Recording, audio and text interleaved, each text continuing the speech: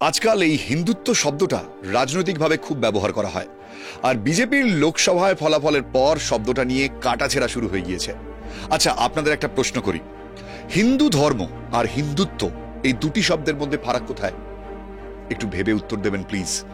বর্তমানে কিছু মানুষ এই হিন্দুত্ব শব্দটাকে একটা উগ্রতার প্রতীক বানিয়ে ছেড়েছেন এবং সেটাকে রাজনৈতিকভাবে বারবার অস্ত্র হিসাবে তারা ব্যবহার করছেন। আপনি এখন প্রশ্ন করতে পারেন যে আপনি হিন্দু ধর্ম বিদ্বেষী, আর এর উত্তর পেতে হলে আপনাকে গোটা ভিডিওটা পরিষ্কার দেখতে হবে।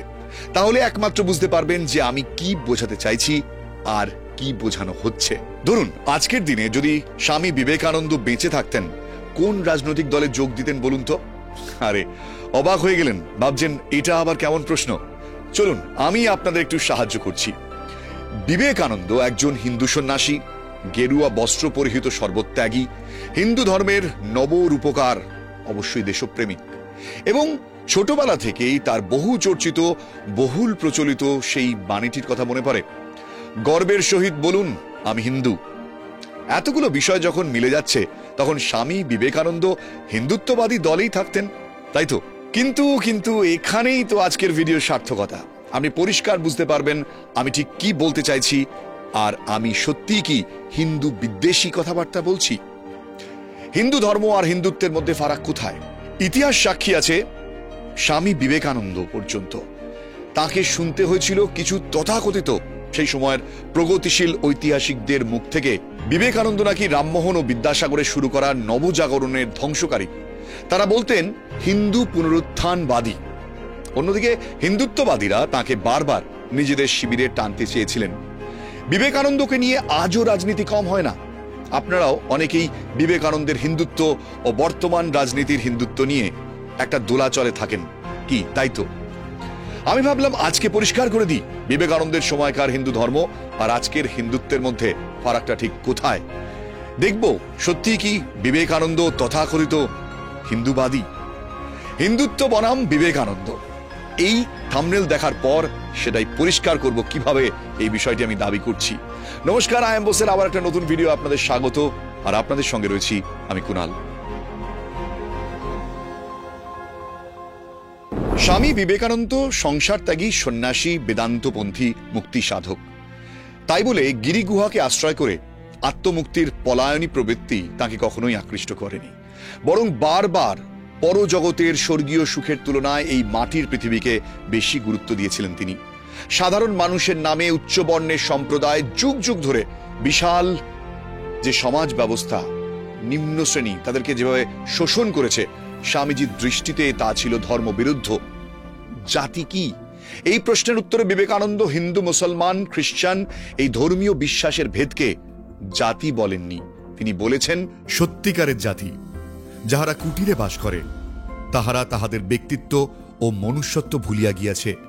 হিন্দু, মুসলমান, খ্রিস্টান প্রত্যেকের পায়ের তলার পৃষ্ঠ হইতে তাহাদের মনে এখন এই ধারণা জন্মাইয়াছে যে ধনী পদতলে নিঃশ্বসিত হইবার জন্যই তাহাদের জন্ম। তাহারাই প্রকৃত জাতি, তাহাদের লিপ্ত ব্যক্তিত্ব বোধ ফিরাইয়া দিতে হবে। এই হলো বিবেকানন্দের জাতি। এখানে ধর্ম কোথায়? কোথায় হিন্দুত্বের আস্ফালন? বিবেকানন্দের কাছে হিন্দু ধর্মের মূল কথা আত্মপ্রত্যয়, ভালোবাসা, দেশপ্রেম, সব থেকে উঁচুতে মানুষকে ভালোবাসো। তাই তো নির্দ্বিধায় এক গুরু ভাইকে চিঠিতে তিনি লিখতে পারেন, চাই ওয়েস্টার্ন সায়েন্সের সঙ্গে বেদান্ত, আর মূল মন্ত্র ব্রহ্মচর্য, শ্রদ্ধা আর আত্মপ্রত্যয়। আমাদের কি চাই জানিস? স্বাধীনভাবে বিদেশি বিদ্যার সঙ্গে ইংরাজি আর সায়েন্স পড়ানো। চাই টেকনিক্যাল এডুকেশন। চাই যাতে ইন্ডাস্ট্রি বাড়ে, লোকে চাকরি না করে দু পয়সা করে খেতে পারে। এক হিন্দু সন্ন্যাসী হিন্দুর মন্দির প্রতিষ্ঠার বা ধর্মের প্রসারের বদলে চাইছেন মানুষের জন্য শিক্ষা আর কর্মসংস্থান।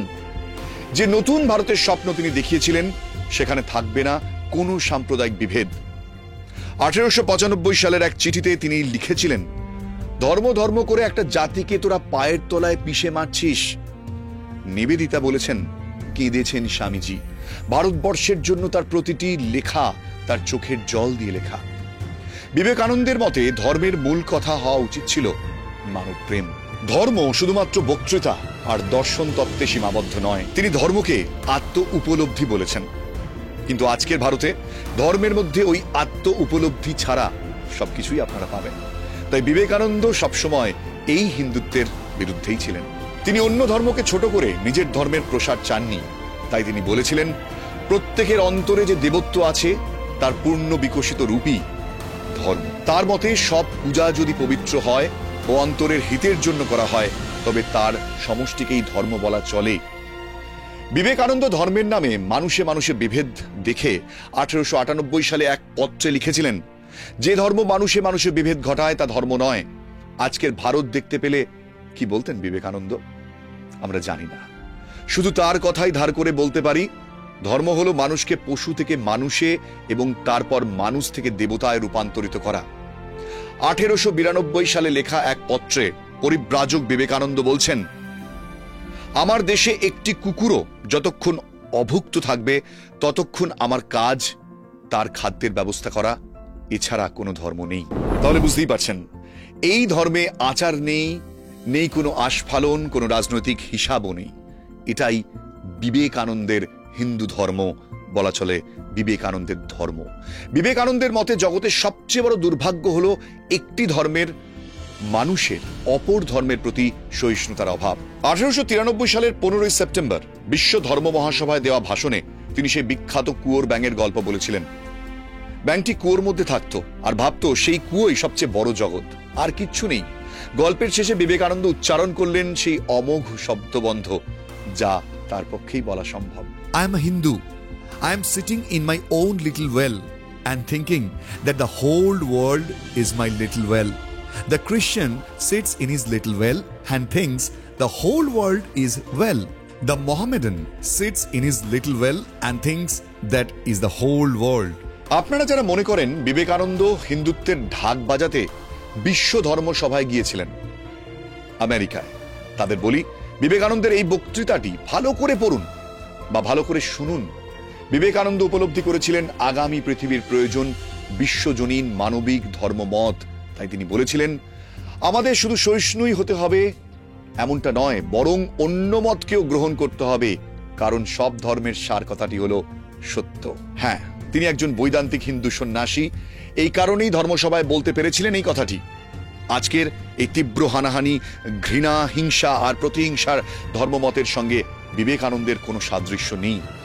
হিন্দু মুসলমানের মিলিত শক্তিতে এই যে ভারতের নবজাগরণ সম্ভব হবে, এই কথাটি স্বামীজি প্রথম উপলব্ধি করেছিলেন। আর সেই নবীন ভারতের মূর্তির বর্ণনা দিতে গিয়ে তিনি কি বলেছিলেন? আমি মানুষ চোখে দেখিতেছি ভবিষ্যৎ পূর্ণাঙ্গ ভারত বৈদান্তিক মস্তিষ্ক ও ইসলামী দেহ লইয়া এক বিবাদ বিশৃঙ্খল ভেদপূর্বক মহামহিমায় ও অপরাজেয় শক্তিতে জাগিয়া উঠিতেছে। ইসলাম ধর্ম সম্পর্কে স্বামী বিবেকানন্দ কি ভাবতেন তার একটা ছোট্ট নমুনা দিলে আপনারা অবাক হয়ে যাবেন। তার বিখ্যাত গ্রন্থ প্রাচ্য পাশ্চাত্যে স্বামীজি বলছেন, দেখা যাবে ইসলাম যেথায় গিয়েছে সেথায় আদিম নিবাসীদের রক্ষা করেছে। সেসব জাত সেথায় বর্তমান, তাদের ভাষা জাতীয়ত্ব আজও বর্তমান। কিন্তু আমরা যে শুনেছি ইসলাম প্রতিটি দেশে গিয়ে নিজেদের ধর্ম ছাপিয়ে দিয়েছে। বিবেকানন্দ কিন্তু এই মতের সমর্থক ছিলেন না। বিবেকানন্দের মধ্যম ভ্রাতা মহেন্দ্রনাথ দত্ত লন্ডনে বিবেকানন্দের সফর সঙ্গী ছিলেন।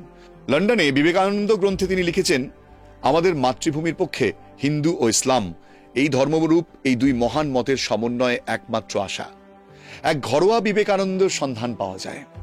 ভারতের মৌলিক সমস্যার কথা বলতে গিয়ে একদিন বিবেকানন্দ তিনি বলেছিলেন, আমাদের দেশের সর্বনাশের মূলে রয়েছে সাম্প্রদায়িক মুসলমান ও সাম্প্রদায়িক হিন্দুরা।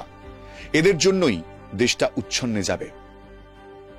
রামকৃষ্ণদেবকে লন্ডন থেকে একটি পত্রে তিনি বলছেন, যে দেশে কোটি কোটি মানুষ মহুয়ার ফুল খেয়ে থাকে আর 10-20 লাখ সাধু ও ক্রোড় দশেক ব্রাহ্মণ ওই গরিবদের রক্ত চুষে খায় এবং তাদের উন্নতির কোনো চেষ্টা করে না, সে কি দেশ না নরক? সে ধর্ম না পিশাচ নৃত্য? এই বিবেকানন্দকে খুব নিশ্চুপে আমরা ভুলে যাই বা ভুলিয়ে দেওয়ার চেষ্টা চলে নিরন্তর। এই বিবেকানন্দ সামনে এসে দাঁড়ালেই কিছু মানুষের সমস্যা তৈরি হয়ে যাবে, বিপদ বাড়বে। বিপদ বাড়বে তাদের যারা প্রতিনিয়ত বিবেকানন্দের নামের ব্যবহার করেন নিজেদের অবদমিত হিংসাকে একটা বাহ্যিক রূপ দিতে। আর তাদেরও কিছু কম বিপদ নয় যারা এতদিন কল্পিত সাম্যবাদের স্বপ্ন দেখিয়ে মুখ ফিরিয়ে রেখেছিলেন বিবেকানন্দ, রবীন্দ্রনাথ, লালন, চৈতন্য, কবির, রামপ্রসাদ, শ্রীরামকৃষ্ণের মতন মানবতাবাদীদের চিন্তা থেকে। বিবেকানন্দের প্রতিটি লেখার মধ্যে আছে সমন্বয়ের কথা। একবার মুসলমান এবং খ্রিস্টানদের চরিত্র তুলনা করে তিনি বলেছিলেন, আসলে সভ্য ছিল মুসলমানরাই, বর্বর ছিল খ্রিস্টানরা। তখন যারা যুদ্ধকালে খাবার না পেলে মুসলমান লাশ খেয়ে ফেলত। বিবেকানন্দ গবেষক শঙ্করী প্রসাদ বসুর সহাস্য বিবেকানন্দ গ্রন্থে এই ঘটনার উল্লেখ রয়েছে। দক্ষিণ ভারতের আলারসিঙ্গা পেরুমলকে স্বামী বিবেকানন্দ একবার একটি চিঠিতে লিখেছিলেন, মুহাম্মদ নিজ জীবনের দৃষ্টান্ত দ্বারা দেখাইয়া গেলেন যে মুসলমানদের মধ্যে বিভিন্ন জাতি, মতামত, বর্ণলিঙ্গ ভেদ কিছু থাকিবে না। তুরস্কের সুলতান আফ্রিকার বাজার হইতে একজন নিগ্রোকে কিনিয়া তাহাকে শৃঙ্খলবদ্ধ করিয়া তুরস্কে আনিতে পারেন, কিন্তু সে যদি মুসলমান হয় আর যদি তাহার উপযুক্ত গুণ থাকে তবে সে সুলতানের কন্যাকে বিবাহ করতে পারে। মুসলমানদের এই উদার ভাবের সহিত এদেশের মানে আমেরিকায় নিগ্রো ও রেড ইন্ডিয়ানদের প্রতি কিরূপ ব্যবহার করা হয় তুলনা করিয়া দেখো। আর হিন্দুরা কি করিয়া থাকে? যদি তোমাদের একজন মিশনারি কোনো এক গোরা হিন্দুর খাদ্য ছুঁইয়া ফেলে, সে তৎক্ষণাৎ উহা ফেলিয়া দিবে। আপনি ভাবতে পারেন এই যে কথাগুলো আমি বলছি এগুলো একটি প্রপাগান্ডা, কিন্তু বাস্তবে বিবেকানন্দ এই কথাগুলোই বলেছিলেন সেই সময়ের প্রেক্ষিতে দাঁড়িয়ে।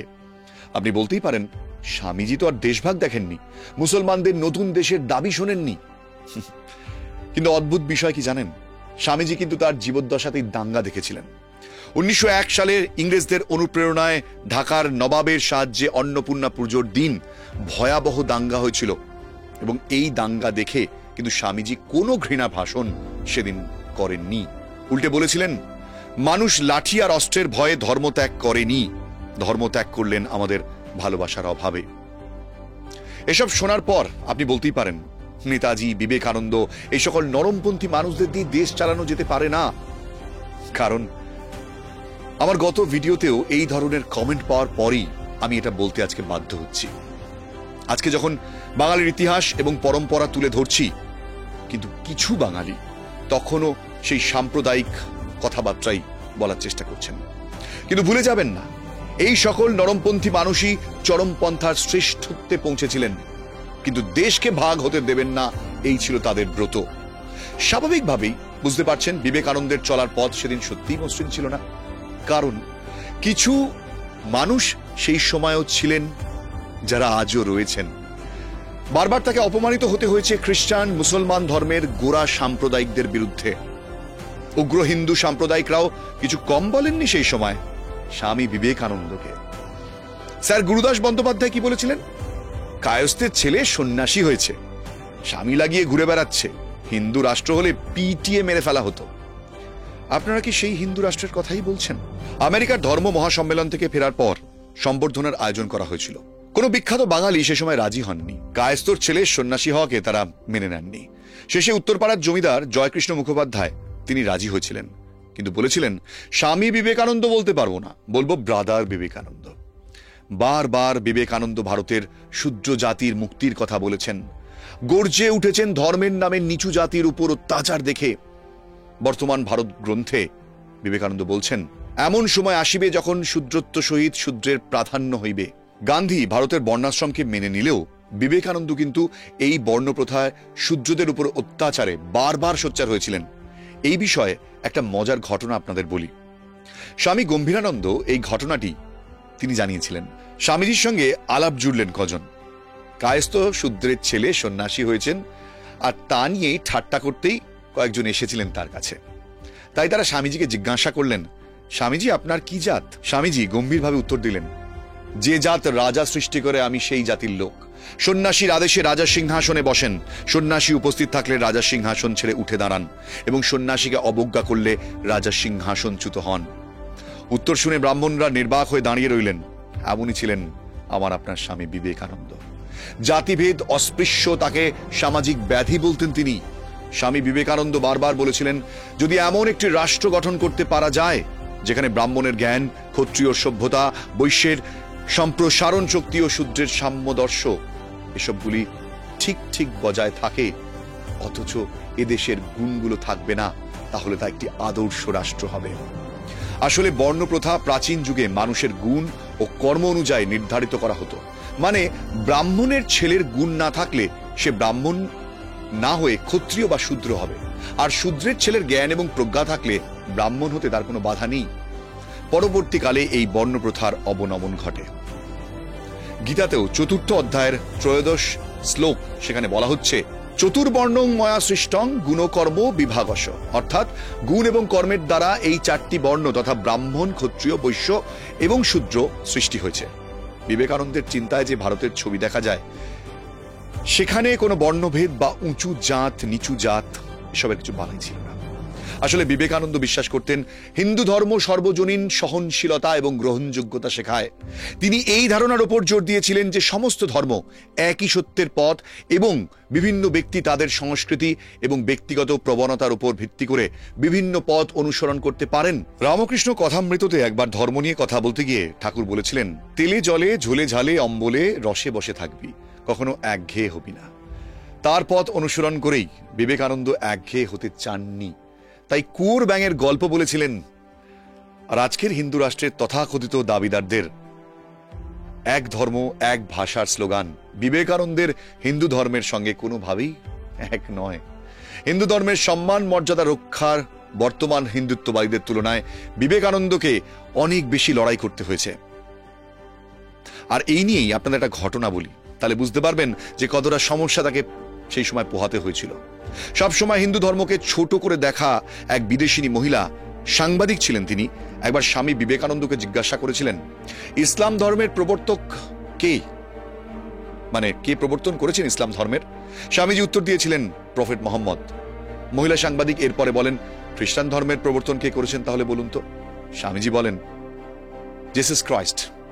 এরপর জিজ্ঞাসা করলেন, আচ্ছা বলুন তো স্বামীজি, হিন্দু ধর্মের প্রবর্তক কে? স্বামীজি চুপ করে রইলেন।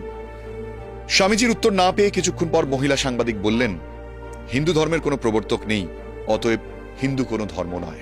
স্বামীজি বললেন, আপনি একদম ঠিক বলেছেন, হিন্দু কোনো ধর্ম নয়, এটা বিজ্ঞান।